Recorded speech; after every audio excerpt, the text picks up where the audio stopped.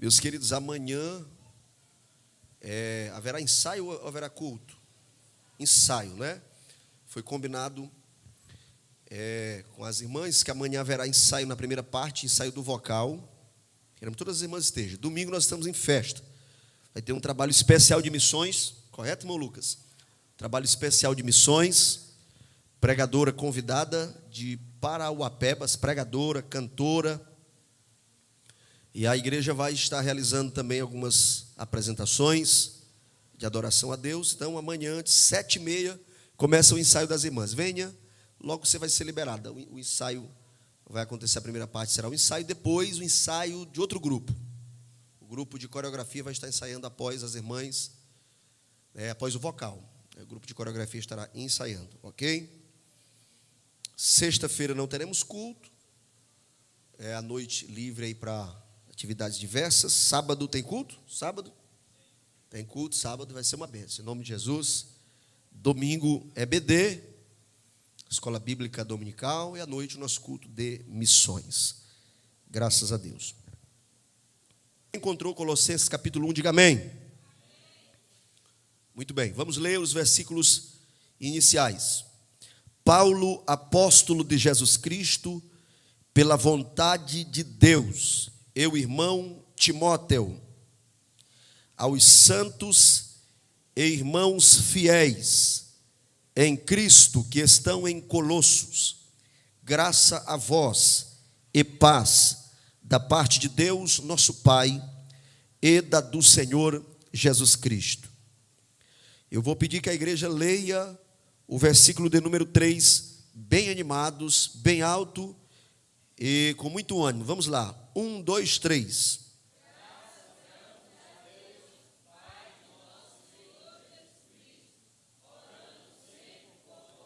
Porquanto ouvimos da vossa fé em Cristo Jesus e da caridade que tendes para com todos os santos, por causa da esperança que vos está reservada nos céus, da qual já antes ouvistes pela palavra da verdade do Evangelho.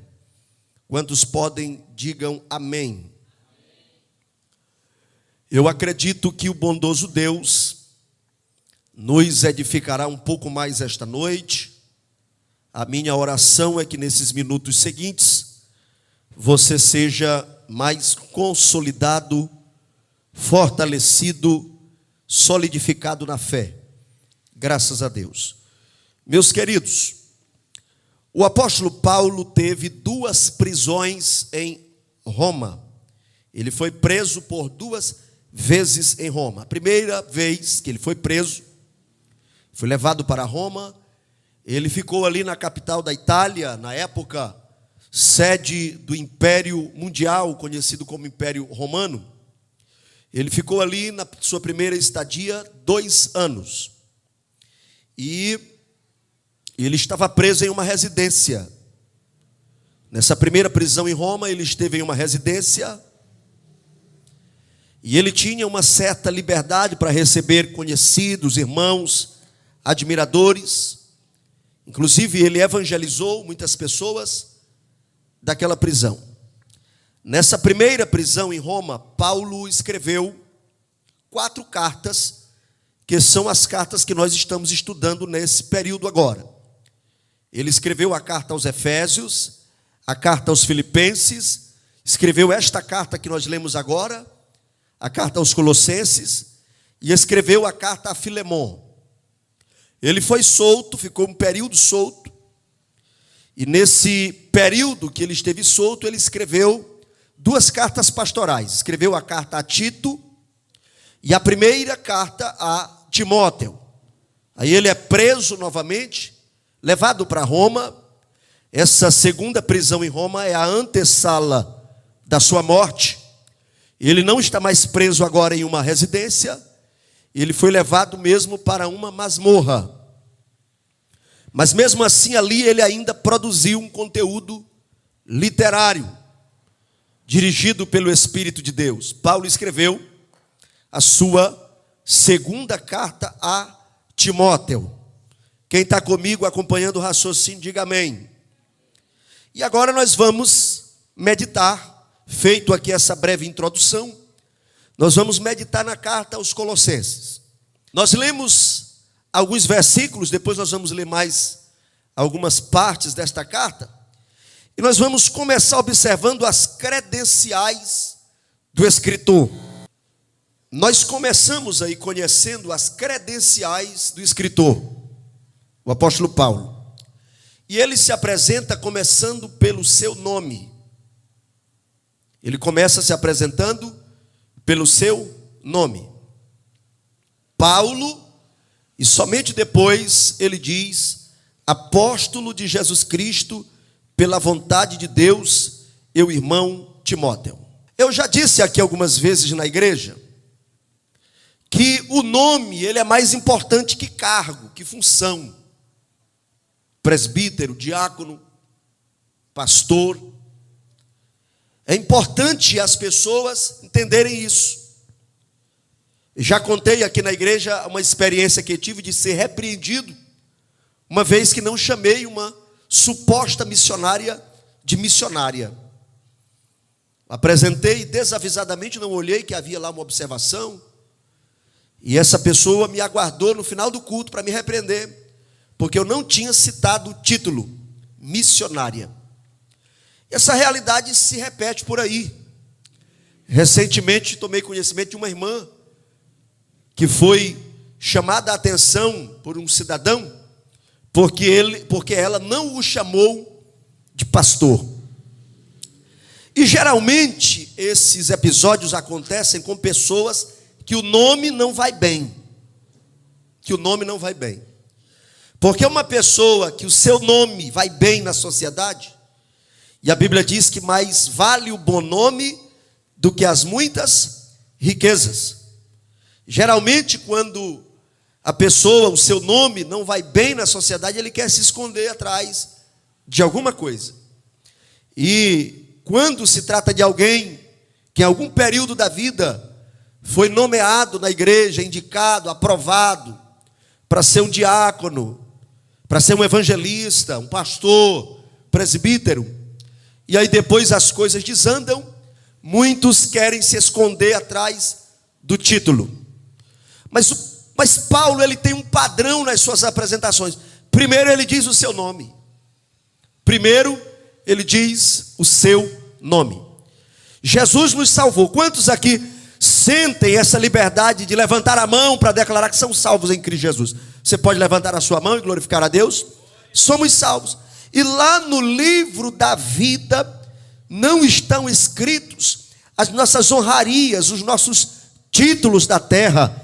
Quem é doutor, quem é advogado, não é? Médico, cirurgião, quem possui aqui os seus títulos de PhD, os seus títulos eclesiásticos, presbítero, missionário, pastor, esses títulos não estão escritos no livro da vida. O que está escrito no livro dos céus é o seu nome.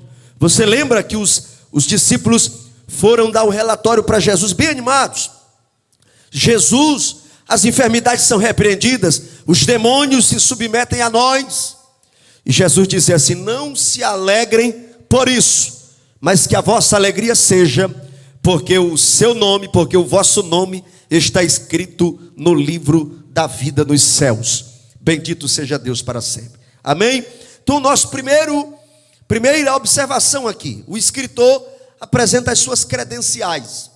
E a primeira coisa nesse conjunto de credenciais é o seu nome. Depois vem o título, apóstolo de Jesus Cristo. Ele se apresenta como apóstolo de Jesus Cristo pela vontade de Deus. Ele não é apóstolo pela sua decisão, pela sua vontade, pela sua compra, pela sua pressão, mas ele é apóstolo pela vontade de Deus. Bendito seja o nome do Senhor Jesus. Em segundo lugar, nós vemos as credenciais da igreja para a qual ele escreveu. Primeiro, ele apresentou suas credenciais. Em segundo lugar, ele apresentou as credenciais da igreja. E ele identifica a igreja, minhas irmãs e meus irmãos, como os santos e irmãos fiéis em Cristo que estão em Colossos. Veja que essas credenciais, elas são animadoras, porque ele chama os crentes ali de santos, e ele também chama de fiéis. E antes dele dar a localização da terra, ele dá a localização espiritual. Ele não dá o endereço de Colossos, a rua, o bairro, mas ele dá o endereço espiritual. Ele diz: santos e fiéis em Cristo. A igreja para a qual ele está escrevendo, ela tem dois endereços. Primeiro é o endereço da terra, é a geografia da terra. Mas o segundo endereço desta igreja, ela é formada, ela é firmada em Cristo Jesus. Levante a mão assim, me mostre o número 2. Diga assim: eu tenho 2 endereços. Aleluia. Nós temos o endereço da geografia da terra, mas também nós somos conhecidos nas regiões celestiais. Bendito seja Deus para sempre, porque Jesus Cristo veio a essa terra para comprar este povo, comprar esta igreja. E eu até digo, meus irmãos, que lá no céu existe uma curiosidade por parte dos anjos para conhecer essa igreja linda, esse povo salvo, porque os anjos, eles não são oniscientes, eles não sabem tudo o que acontece como Deus. Os anjos, tem alguns anjos que nunca vieram à terra para cumprir nenhuma missão, eles estão lá adorando a Deus. E no dia que a igreja gloriosa entrar no céu, essa igreja então, os anjos a conhecerão, porque existe uma expectativa para se conhecer esta igreja no céu. Quantos esperam este dia glorioso? Bendito seja Deus para sempre. Credenciais do apóstolo, credenciais da igreja, que tem 2 endereços. Agora eu gostaria que vocês olhassem comigo aí os versículos 4, versículo 5. Vamos dar uma olhada nesses versículos. Versículo 4 e versículo 5. Eu gostaria que vocês lessem bem animados. Vamos ler? Então vamos lá. Colossenses 1, 4 e 5. 1, 2, 3. Porquanto ouvimos da vossa fé em Cristo Jesus e do amor que tendes para com todos os santos. Versículo 5, igreja. Por causa...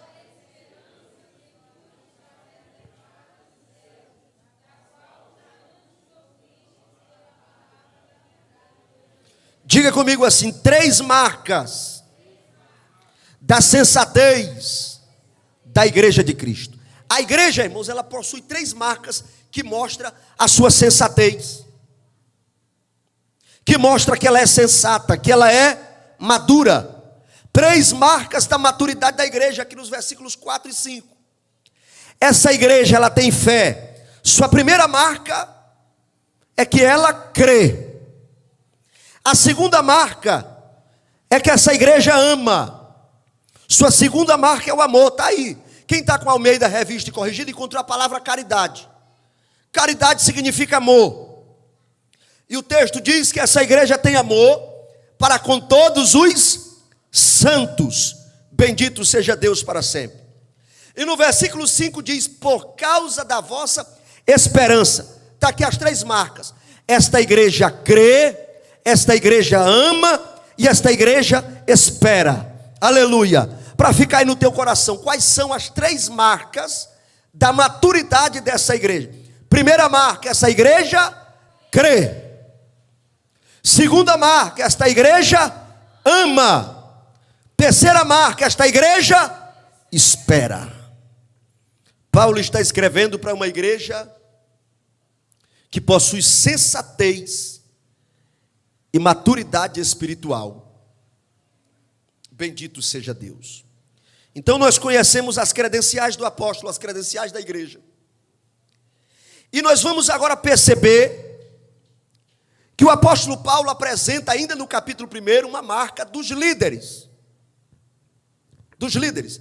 Tem líder aqui essa noite, tem obreiros, tem líder da banda, temos lideranças femininas, lideranças de jovens aqui essa noite. Olha aí uma coisa boa para nós aprender. Paulo vai mostrar agora uma marca de líderes que agradam a Deus. E eu gostaria que vocês lessem comigo o versículo de número 3, outra vez. Vamos lá. Graças damos a Deus, Pai de nosso Senhor Jesus Cristo, orando sempre por vós. Paulo se apresenta como intercessor dessa igreja. Você sabia que Paulo não foi ele que plantou a igreja em Colossos? Quando ele esteve na cidade de Éfeso, ele ficou lá 3 anos, e a sua influência alcançou toda a Ásia, e várias igrejas nasceram até mesmo em lugares onde Paulo não foi. E foi assim que surgiu a igreja de Colossos. Deixa eu fazer uma pergunta para nós aqui essa noite, para os líderes, para todo o rebanho. Você ora por todas as pessoas que você conhece? Você tem a sua lista, o seu controle de oração? Paulo ora até por aqueles que ele não conhece. Ele nunca foi em Colossos, ele não viu o rosto daquele povo, mas ele está intercedendo por aquela igreja. Isso é uma marca boa de um líder, de um pastor. Pastor levantar cedo para tirar um período de oração, quem sabe 11 horas da noite, meia-noite, 4 horas da manhã, meio-dia. Isso é uma marca boa para um líder de jovem, orar pelos seus jovens. Uma marca boa para as irmãs que são líderes. O líder, ele demonstra o seu amor orando pela equipe que Deus lhe deu. Tem outro texto ainda em Colossenses. Abra aí no capítulo 4. Capítulo 4. Dê uma olhadinha no versículo 12. Eu vou lhe apresentar aí um personagem novo. Talvez para alguém aqui seja um personagem novo. Capítulo 4, verso 12. Paulo está finalizando a carta e ele faz menção aí a um obreiro. Qual é o nome desse obreiro? Quem já encontrou? Como é o nome do rapaz? Epáfras. Ele diz assim: saúda-vos, Epáfras, que é dos vossos, servo de Cristo, combatendo sempre por vós em orações, para que vos conserveis firmes, perfeitos e consumados em toda a vontade de Deus. Você sabia quem era Epáfras? Quem era Epáfras, pastor Alessandro? É o fundador da igreja de Colossos. Eu disse para você que Paulo não foi lá. Quem fundou essa igreja foi Epáfras. E ele viaja aonde Paulo estava preso para falar sobre a obra de Deus, para aprender. Por isso que Paulo diz assim: saúda-vos, Epáfras, que é dos vossos. E Paulo, que estava ali alguns dias naquela prisão, recebendo a visita de alguns irmãos, inclusive de Epáfras, ele percebeu que nas madrugadas Epáfras acordava para buscar a Deus em oração. Ele percebeu que nas manhãs frias Epáfras entrava na presença gloriosa de Deus, e a sua oração era pelos crentes de Colossos. Bendito seja Deus. Líderes precisam orar pela sua equipe. Diga comigo aí: líderes precisam orar pela sua equipe. Diga comigo assim: tem coisas que o conselho resolve, tem coisas que a repreensão resolve, mas tem coisas que a gente só resolve com oração.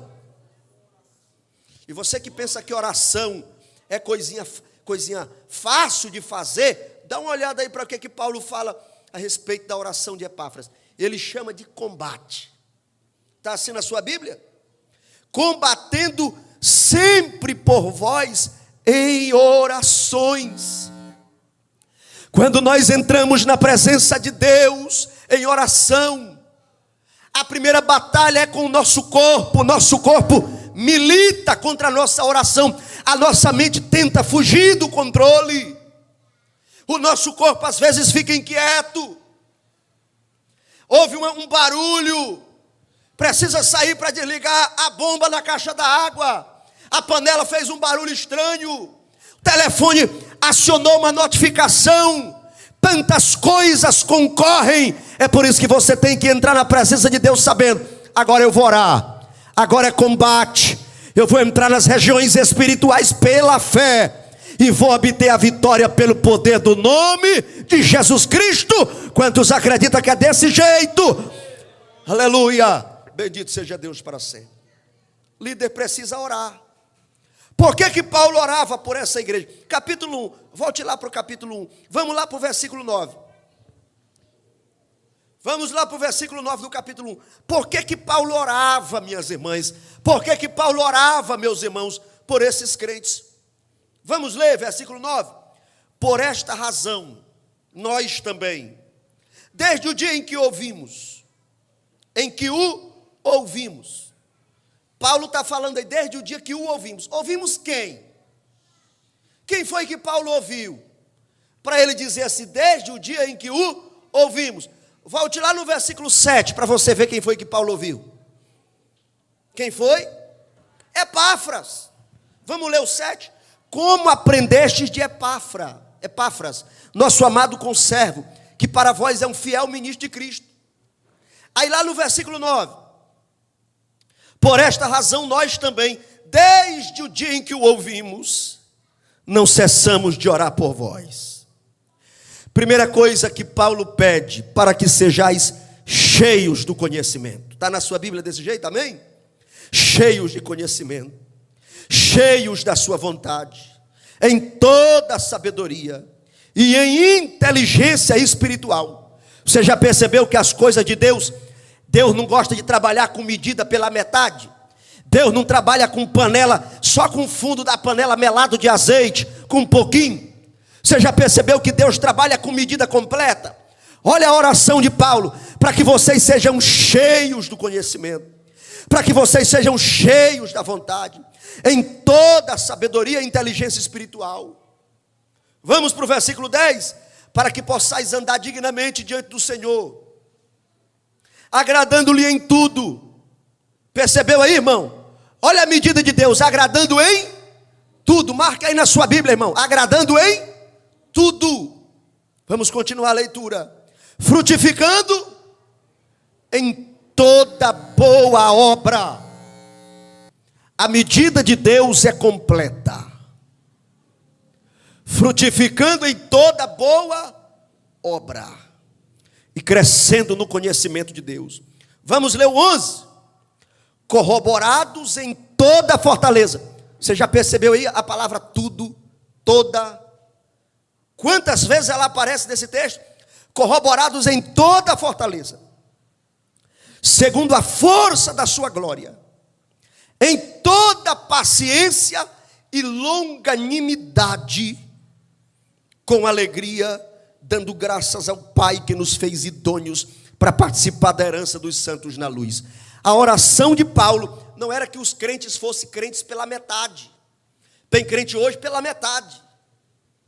Ele escolhe parte do mês para ele vir para a igreja, mas a outra parte do mês, o seu tempo é para os vícios, é para a imoralidade, é para o pecado.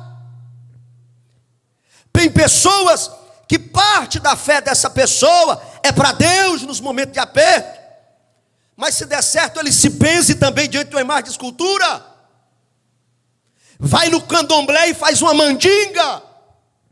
São pessoas incompletas, mas Deus, Ele não nos deu o resto para que aceite da nossa parte aquilo que não presta. Deus, Ele nos deu o que havia de melhor no céu. O que havia de melhor no céu. O anjo Gabriel tinha a sua proeminência, mas não era o mais importante habitante do céu. Miguel era muito forte, mas não era o mais importante habitante do céu. João 3,16 nos diz quem foi que Deus nos deu. Porque Deus amou o mundo de tal maneira que deu o seu Filho unigênito, para que todo aquele que nele crê não pereça, mas tenha a vida eterna. Quem foi aqui que recebeu esse presente glorioso?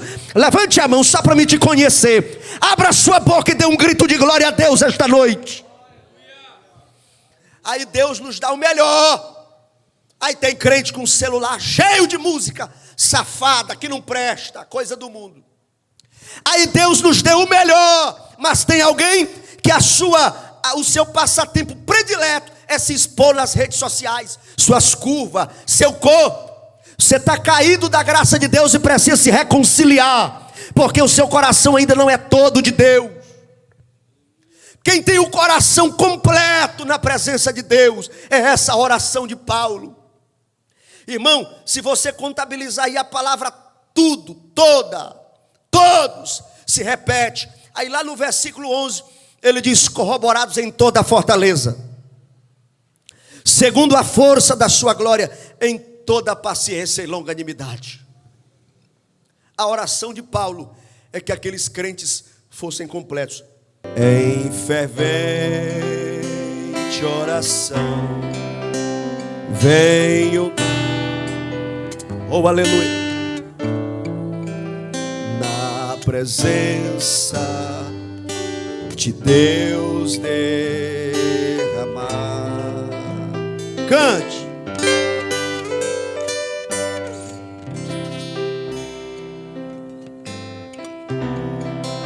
Te virá socorrer quando tudo deixares. Bem forte. Quando tudo perante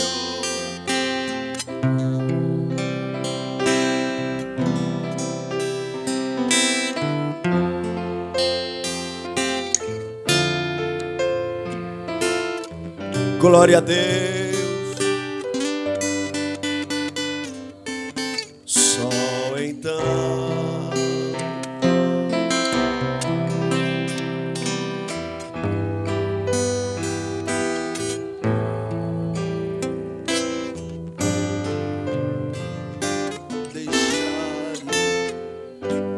Jesus te trouxe aqui nesta noite para te dizer que Ele te quer por completo. Seja completo na presença de Deus quando você estiver orando, quando você servi-lo, no seu trabalho, na igreja, em sua casa, nas ruas desta cidade. Seja um crente completo na presença gloriosa de Deus. Paulo ora para que aqueles crentes sejam completos. Meus irmãos, essa carta ela é muito rica. Ainda no capítulo 1, Paulo, que já deu as suas credenciais, as credenciais da igreja, ele vai apresentar as credenciais de Cristo, que é o Senhor da igreja. Se você der uma lida no capítulo 1, a partir do 13, Paulo vai fazer um resumo do que Cristo fez por nós. E ele diz aí: ele nos tirou da potestade das trevas e nos transportou para o reino do Filho do seu amor, em quem temos a redenção pelo sangue, a saber, a remissão dos pecados. Quem é Cristo? Quais são as suas credenciais? Versículo 15. Ele é a imagem do Deus invisível. Quais são as credenciais de Jesus, Paulo? Ele diz: ele é o primogênito de toda a criação. Nele foram criadas todas as coisas que há nos céus, na terra, visíveis e invisíveis, sejam tronos, sejam dominações, principados, potestades, tudo foi criado por Ele e para Ele. Quem é o Cristo que tu serve, Paulo? Versículo 17, Paulo diz: Ele é antes de todas as coisas. Você está acompanhando na sua Bíblia? Ele é antes de todas as coisas, e todas as coisas subsistem por Ele. É por isso que Paulo, mesmo na cadeia, ele é livre. As algemas, os cadeados, os ferros, não declaram nada a respeito da liberdade de Paulo. Ele é livre, porque ele serve a esse Jesus aqui. Como é o Jesus que você serve? Paulo é animado com o Jesus que ele serve. Tem pessoas hoje que parece que eles vêm para a igreja, eles estão vindo para um velório. O corpo do Jesus que eles servem vai sair daqui a pouco para ser sepultado. Sem alegria, sem ânimo, adoração fraca, vazia. Mas o apóstolo Paulo, ele nos chama aqui para sermos completos, adoradores plenos, porque Jesus nos tirou das trevas para a sua luz. Ele é o primogênito de toda a criação. Ele é antes de todas as coisas. Quantos aqui podem adorá-lo com muito ânimo esta noite? Levante a sua mão, levante. Eu quero te dizer que esse Jesus vai te dar força para você caminhar na unção do Espírito aqui nesta cidade. Esse Jesus vai fazer de você alguém. Esse Jesus não vai deixar o teu nome na lama. Esse Jesus vai te dar poder e autoridade. E isso vai começar agora, entre nós aqui esta noite. Deus não vai fazer amanhã, mês que vem, ano que vem. Ele está começando esta obra em nós agora. Oh, glória! Só não se anima com Jesus se você não conhecer Ele.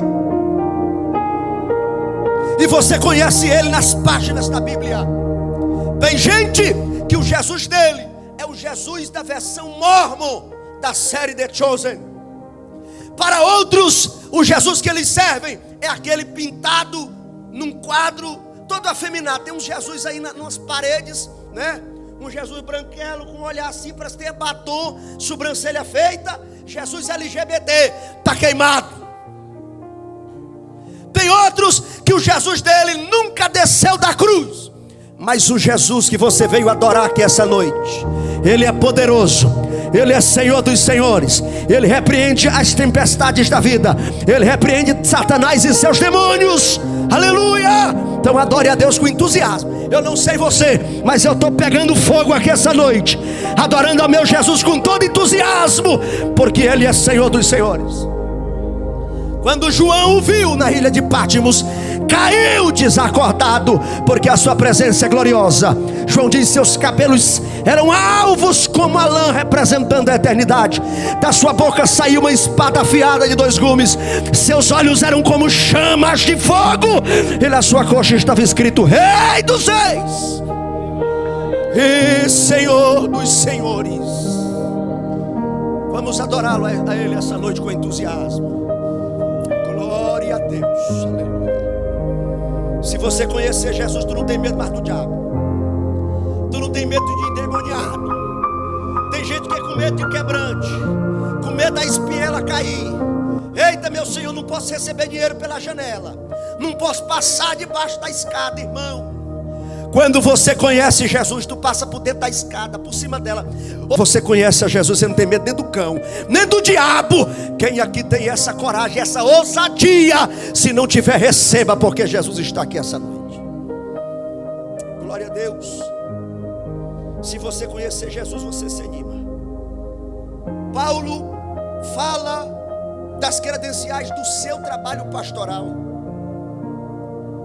A partir do versículo 24, do capítulo 1, estamos só no capítulo 1. Paulo diz: regozijo-me agora no que padeço por vós, e em minha carne cumpro o resto das aflições de Cristo. O que é regozijar, irmãos? É ter alegria. Paulo tem alegria na prisão. Eu não sei por que você, solto, não tem nem nada, não tem nem uma tornozeleira no pé, é com esse desânimo, né? Tem alguns irmãos aí, meu Deus do céu, que desânimo. Nem uma tornozeleira eletrônica o Xandão não mandou colocar de tu. E tu tá com esse desânimo todo. Agora Paulo na cadeia, no Império Romano, mas ele diz: regozijo-me agora no que padeço por vós na minha carne. Quem conhece Jesus, irmãos, até na cadeia, até preso, mas está alegre. Oh, bendito seja Deus. Versículo 25 ele diz: do qual eu fui feito ministro. Fui feito ministro. Eu vou dizer os temas dos capítulos para finalizar, que a gente não saiu do capítulo 1. Capítulo 2, a partir do versículo 8, é a igreja sob ataque. Diga comigo aí, capítulo 2. Capítulo 2, versículo 8 em diante. O tema é a igreja sob ataque. Aí Paulo vai ensinar a igreja a se defender desses ataques. Esses ataques aí eram de falsos pregadores, falsos mestres, que entravam na igreja e queria que o povo fizesse circuncisão, guardasse o sábado e fizesse um sincretismo religioso entre cristianismo e judaísmo. Aí Paulo ensina a igreja a vencer os ataques. Por que Paulo ensina a igreja a vencer esses ataques doutrinários? Porque guardar o sábado, fazer a circuncisão, eram exigências da lei. Capítulo 2, versículo de número 16. Olha o que Paulo diz, capítulo 2, 16. Portanto, ninguém vos julgue pelo comer ou pelo beber, por causa dos dias de festa, lua nova ou sábados. 17. Que são sombra das coisas futuras, mas o corpo é de Cristo. O que nós temos que guardar hoje, irmãos, são as leis morais. Por exemplo, honrar pai e mãe está na lei, e é uma lei moral. Não matar, lei moral. Não adulterar, lei moral. Não roubar, não cobiçar, são leis morais. Isso aí a gente tem que cumprir. São leis morais, nunca vai se acabar. Agora, trazer um bezerro para a igreja, para cortar aqui, não, eu pequei hoje, eu levantei a voz com minha mulher, ou eu desfalquei o meu patrão, aí eu pequei, eu vou trazer aqui um animal para cortar, derramar o sangue. A gente não faz isso por quê? Porque isso aí é lei cerimonial. Circuncidar a criança, pegar o órgão genital do meninozinho que nasce, puxar a pelezinha, pegar uma pedra, bater em cima da outra pedra, pá! Eita, meu Deus, teve um irmão ali chega assim na cadeira. Isso aí era lei cerimonial. Circuncisão, sábado, era lei cerimonial também. Então nós não precisamos mais guardar o cerimonial, somente as leis morais que Cristo e a sua palavra nos ensina. Então Paulo ensinou a igreja a vencer os ataques no capítulo 2. Capítulo de número 3, qual seria o título? A postura da nova vida em Cristo. No capítulo 3, Paulo vai ensinar como é que a igreja vive, como é que os crentes devem viver. No capítulo de número 4, para finalizar, Paulo ensina a igreja a orar com perseverança, continuar na oração, orando uns pelos outros, orando pelos pregadores, buscando sabedoria. E eu finalizo dizendo que Paulo era um líder extraordinário. A partir do versículo 7 do capítulo 4. Olha aí, irmão. Capítulo 4, verso 7. Mateus. Paulo era um líder extraordinário. Irmã Luzenita, Paulo era um líder extraordinário. Por quê? Ele finaliza o texto valorizando a sua equipe de trabalho. Paulo faz uma lista aí de 9 cooperadores. 9, quantos? 9. Quem é o cooperador que é citado no versículo 7? Tíquico, foi ele que levou a carta. Anote aí, o primeiro, Tíquico, marque na sua Bíblia. Lá no versículo 9 tem o segundo, como é o nome dele? Onésimo, vamos ler a lista aí, meus irmãos. Lá no versículo 10 tem o terceiro, qual é o nome dele? Aristarco. Ainda no 10 tem o quarto, qual é o nome dele? Marcos. No versículo 11 tem o quinto obreiro, qual é o nome dele? Jesus, chamado Justo. No versículo 12, Paulo cita o seu sexto companheiro, qual é o nome dele? Epáfras. No versículo 14, Paulo cita o sétimo companheiro, qual é o nome dele? Lucas. E qual é o oitavo, no mesmo versículo? Demas. No versículo de número 14, saúda-vos Lucas, o médico amado, e Demas. Você percebeu que o Demas aí está sozinho? Não tem nada sobre ele. O Jesus era chamado Justo, né? O Lucas era o médico amado. O que mais? Epáfra era o da oração. Tíquico era o irmão amado. Você percebeu que o Demas não tem nada sobre ele aí? Percebeu? Que o Demas só foi citado o nome dele aí? Lá em 2 Timóteo, capítulo 4, versículo 10, Paulo diz que Demas o abandonou, preferindo o presente século. O Demas aí já estava em observação, irmão, já estava querendo se desviar, mas Paulo colocou o nome dele aí. Lá no versículo 17, nós temos o nono obreiro, que é Arquipo. Bendito seja Deus. Queridos, Deus levanta homens e mulheres para estarem conosco na obra para a qual Ele nos chamou. Glória a Jesus Cristo. Você pode dizer para esta pessoa abençoada que está perto de você, diga assim: Deus te chamou para estar ao meu lado. Diga aí: Deus te chamou para tu me ajudar a ser mais crente. Deus te chamou para me ajudar a ser mais crente. Oh, glória a Deus, aleluia. Deus te chamou para me ajudar a fazer essa obra aqui, nesta cidade. No dia 2 de fevereiro de 2020, eu desci as minhas bagagens ali com a minha esposa e meus 2 filhos, para começarmos uma obra. Mas Deus é tão bom, Ele já sabia que você estaria aqui, que você seria chamado. Você faz parte dessa equipe. O apóstolo Paulo não deixou a prisão arrancar a gratidão, mas ele colocou o nome da sua equipe para reconhecer, para animar. Oh, coisa maravilhosa é saber que nós não estamos sós, mas Deus levantou uma equipe extraordinária para estar conosco. Bendito seja o nome de Deus para sempre. Amém ou não amém? Se coloque de pé em nome de Jesus Cristo. O recado está dado, o recado de Deus para a tua vida foi dado aqui nessa noite, em nome de Jesus Cristo. Aleluia. Se você precisa pedir perdão para alguém, peça perdão, porque nós somos uma equipe. Se você precisa liberar perdão, libere o perdão. Nós somos uma equipe. Deus tem te cobrado para você interceder por muitas pessoas. Você não tem orado, vamos orar. Nós somos uma equipe. E nós batalhamos uns pelos outros. Quando um falta no culto, a gente lembra, a gente manda uma mensagem, a gente ora. Se der certo, a gente visita. Nós somos uma equipe. E juntos lado a lado, andarmos com Jesus e expressarmos o amor que um dia Ele nos deu pelo sangue do Calvário.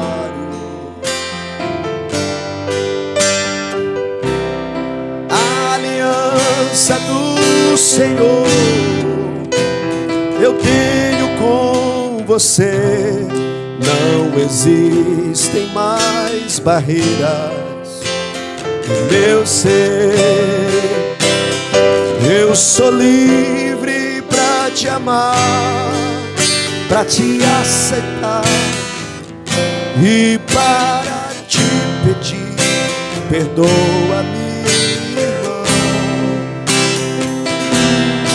Eu sou com você, do amor de nosso Pai. Somos um do amor de Jesus.